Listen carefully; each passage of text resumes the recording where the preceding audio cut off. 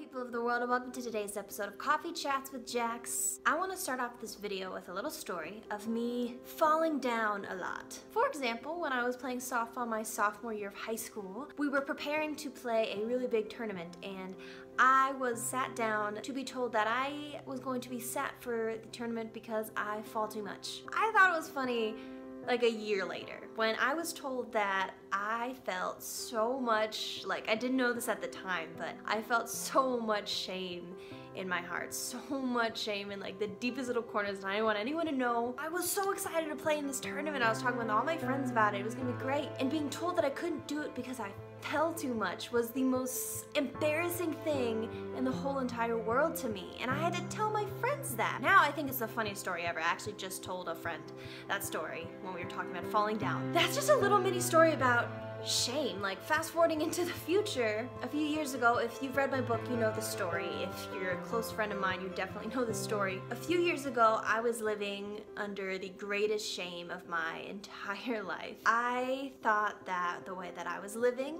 meant that I was gonna go to hell, and things that I was doing, I was like, I can never tell anybody ever. Like, I'm taking this stuff to my deathbed, because I wasn't thinking, oh, I did something wrong. I was thinking, oh, I am bad. And because I chose not to tell anybody, because I was so ashamed of this, I thought that if someone knows this, they're not going to want to be my friend. So because I chose not to tell anyone, I hid in my shame, and it was like a ball and chain on my foot, and I wouldn't let anyone know this part about me that I wasn't proud of, because I only wanted them to see the part that I wanted to present to the world. But I can't experience real friendship if I only let them see the part that I want to present to the world, because that's not real intimacy. That's not real friendship. They're not seeing the actual deep parts of your heart. They're just seeing this picture of someone that you're presenting to them. And so when I made that decision to hide, I made a decision to be stuck in that. I started to believe that I actually was bad, that I actually was a bad person that there was no hope for. Like, it was just my identity. Because something beautiful happened the day that I decided to open up and share my story. It was hard. Oh, it was the hardest conversation of my life. It was so painful. But after I shared it, and after I gave people the chance to empathize with me, to be there for me, not to fix me, but to just be my friend, that's when things started to change. That's when I was able to be like, actually, I made a lot of mistakes, but I am not a mistake. I don't have to live that way. I'm better than that. Because I have people in my life that believe in me and that see that. They see me in my mistakes that I was so afraid of anyone seeing, and they're loving me anyway, so I know that I'm actually better than that. You guys, the painful thing about that scenario after was that once I decided to tell some people, I got in this like adrenaline high of telling people like my shame story, and I went around and I just started telling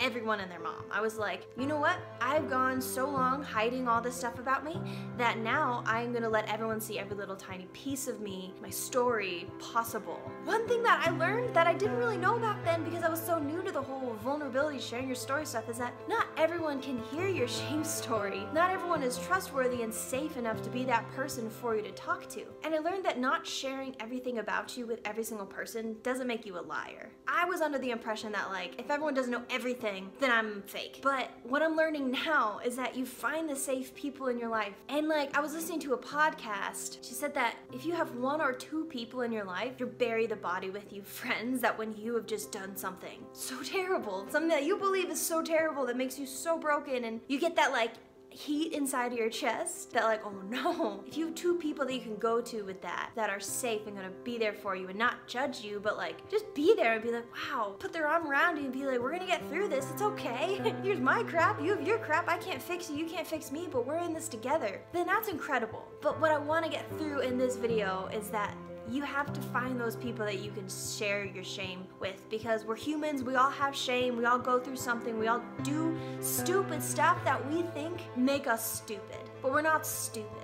We're just broken people. I was in this situation where that shame hit me again, where it's like, wow, I just did the stupidest thing that I could have ever done. It's that instant feeling of like, no one can know this, I'm all alone in the world. If you don't know the feeling, you're really lucky, but I was familiar with the feeling. I was very familiar with that feeling because of my experience a couple years ago, or even time before that. But what I can say that I did differently this time, that I never did 3 years ago, was that instantly I knew who my safe people were, and I reached out. And and I said, listen, I just did something really stupid, here it is. The second that I told somebody what I had done, the shame, like, it can't survive that. It can't live through that. Shame only lives in isolation. Once you open up and share it, you realize that maybe you're not that crazy. Maybe you're not actually this horrible, terrible person.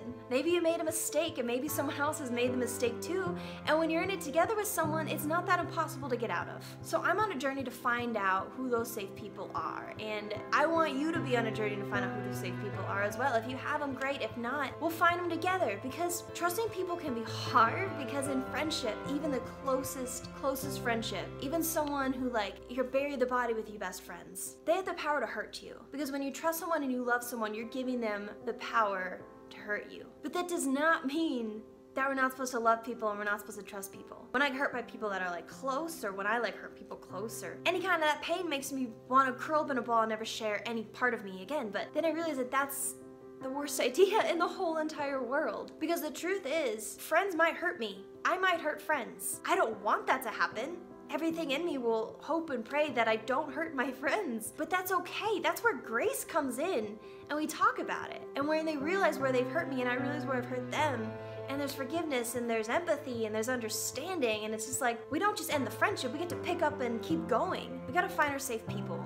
And when we experience shame, we have to be able to talk about that with those safe people. But we have to know how to find people who aren't gonna make us feel judged and alone. And worse, like, have you ever like left a conversation when you like tried to share something of your heart with someone and you left feeling worse than before? Like, that's what we want to avoid. The point of this is friendship matters, friendship's real. You are not a mistake even though you make mistakes. Shame sucks, and shame can't live when other people are let into it. Love you guys. If you want to buy my book, Be Free, links in the description box below. I'm working on some other books right now, and I'm also going to be revamping my Patreon page within the new year, so stay tuned for that. There's some exciting things happening. I love you guys, and Merry Christmas. I'll see you next time.